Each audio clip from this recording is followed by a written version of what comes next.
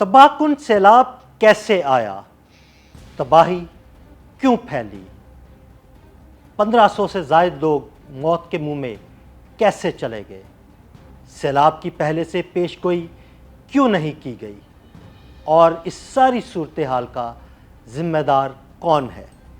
ये वो सवालात हैं जो 2024 में तबाह कुन सैलाब आने के बाद शुमाली कोरिया के सरबराह किम जोंग ने उठाए।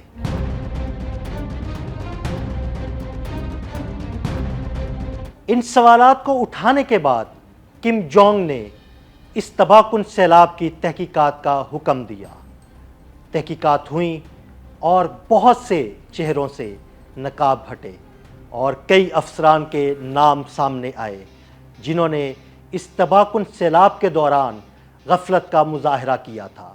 जब इन अफसरान के नाम सामने आए तो किम जोंग उन ने वो खौफनाक हुक्म जारी किया जिसने दुनिया को हैरान करके रख दिया। शुमाली कोरिया के सरबराह हरकत में आए और बहुत से जिम्मेदारान को कटहरे में खड़ा कर दिया गया।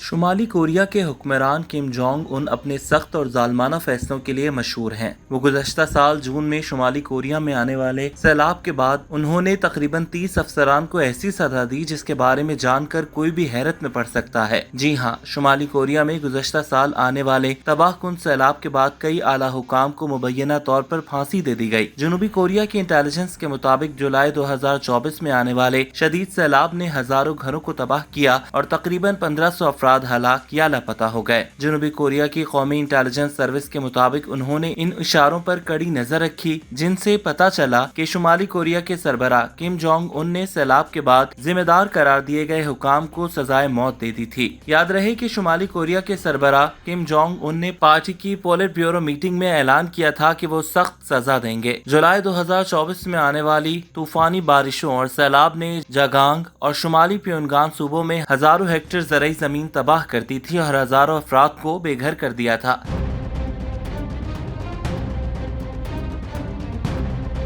जब जिम्मेदारान को तख्तादार पर लटकाया गया तो शुमाली कोरिया के सरबराह का सख्त तरीन फैसला मीडिया की जीनत बना, लेकिन ये कियास आराइयाँ भी की जाती रहीं कि शायद इस फैसले में किसी किस्म की कोई सदाकत नहीं और ये सिर्फ मीडिया की फैलाई हुई खबरें हैं, क्योंकि शुमाली कोरिया का मीडिया जिसे सख्त तरीन पाबंदियों के साथ हुकूमत कंट्रोल करती है, उसके ज़रिए कोई भी खबर बाहर आना बहुत ही मुश्किल होता है।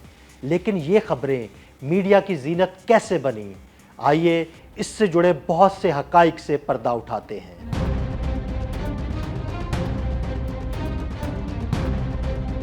अगरचे ये इतलात आज़ाद ज़राए से तस्दीक शुदा नहीं है और शुमाली कोरिया के सरकारी मीडिया ने इस बारे में कोई जिक्र नहीं किया, लेकिन जनूबी कोरिया के टीवी चोसिन ने दावा किया कि 20 से 30 रहनुमाओं को बदनवानी और गफलत के इल्जाम में सजाए मौत सुनाई गई। रिपोर्ट्स के मुताबिक इनमें जियागांग सूबे की पार्टी कमेटी के साबिक चीफ सेक्रेटरी क्वांग पोंग हुन भी शामिल थे। किम जोंग उन ने जुलाई 2024 के आखिर में होने वाली पोलिट ब्यूरो मीटिंग में कई आला ओहदेदारों, जिनमें उस वक्त के वज़ीर आला, वज़ीर अवामी तहफ़्फ़ुज़ राय थाए सुब भी शामिल थे, उनको ओहदे से बरतरफ किया।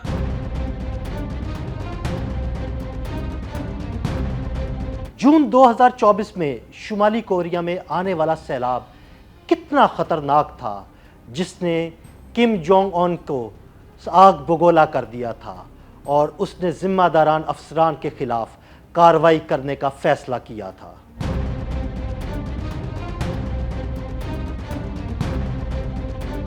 किम जोंग उनको रियासती मीडिया ने एक कश्ती पर दिखाया था जहां वो सैलाब मुतासरीन की इमदादी कार्रवाइयों में शरीक थे। सरकारी खबर रसा इदारे ने दावा किया था कि फौजी हेलीकॉप्टरों की मदद से तकरीबन 5000 अफराद को बचाया गया था। जुलाई 2024 में आई कुदरती आफत में शुमाली कोरिया की मीडिया के मुताबिक 7410 एकड़ अराजी बर्बाद हो गई थी, जबकि रेलवे निजाम और सड़कों को भी शदीद नुकसान हुआ था।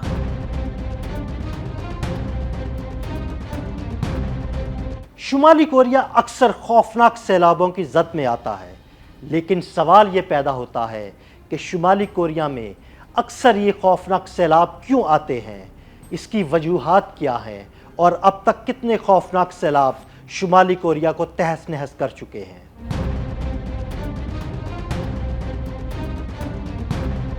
ماہرین کے مطابق شمالی کوریا قدرتی آفات کے لیے خاص طور پر کمزور ہے۔ اس کی بنیادی وجہ کمزور انفراسٹرکچر اور عالمی امداد قبول کرنے سے انکار ہے۔ شمالی کوریا بار بار سیلاب کی زد میں آتا رہا ہے۔ صرف 2012 کے موسم گرما میں بارشوں اور سیلاب نے تقریباً 169 افراد کی جان لی تھی۔ 1990 کی دہائی میں بھی بار بار آنے والے سیلاب اور خشک سالی نے بدترین قحط کو جنم دیا تھا، جس میں لاکھوں افراد لقمہ اجل بنے تھے۔ 2016 میں بھی طوفان سے پیدا ہونے والے سیلاب کے بعد بین الاقوامی امدادی اداروں نے ہنگامی مدد کے لیے کروڑوں فنڈ ڈالر کی اپیل کی تھی۔ اس وقت ملک کے شمال مشرقی علاقے میں 70,000 لوگ بے گھر اور 6 لاکھ سے زائد افراد فوری امداد کے منتظر تھے، جن میں ہزاروں بچے شامل تھے۔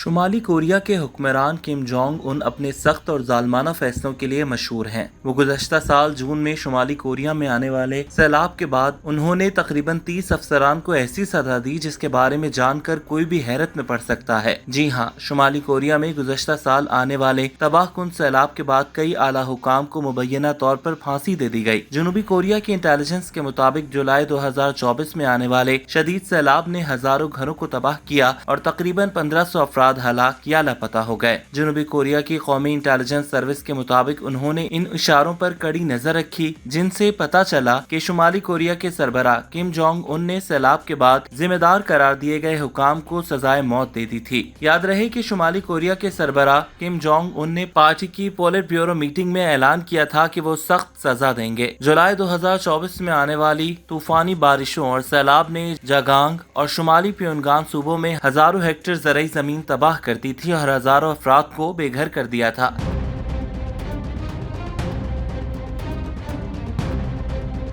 اگرچہ یہ اطلاعات آزاد ذرائع سے تصدیق شدہ نہیں ہیں اور شمالی کوریا کے سرکاری میڈیا نے اس بارے میں کوئی ذکر نہیں کیا، لیکن جنوبی کوریا کے ٹی وی چوسن نے دعویٰ کیا کہ 20 سے 30 رہنماؤں کو بدعنوانی اور غفلت کے الزام میں سزائے موت سنائی گئی۔ رپورٹس کے مطابق ان میں جیاگانگ صوبے کی پارٹی کمیٹی کے سابق چیف سیکریٹری کانگ پونگ ہن بھی شامل تھے۔ کم جونگ ان نے جولائی 2024 کے آخر میں ہونے والی پولٹ بیورو میٹنگ میں کئی اعلیٰ عہدیداروں، جن میں اس وقت کے وزیر اعلیٰ، وزیر عوامی تحفظ رائے تھائے سب بھی شامل تھے، ان کو عہدے سے برطرف کیا۔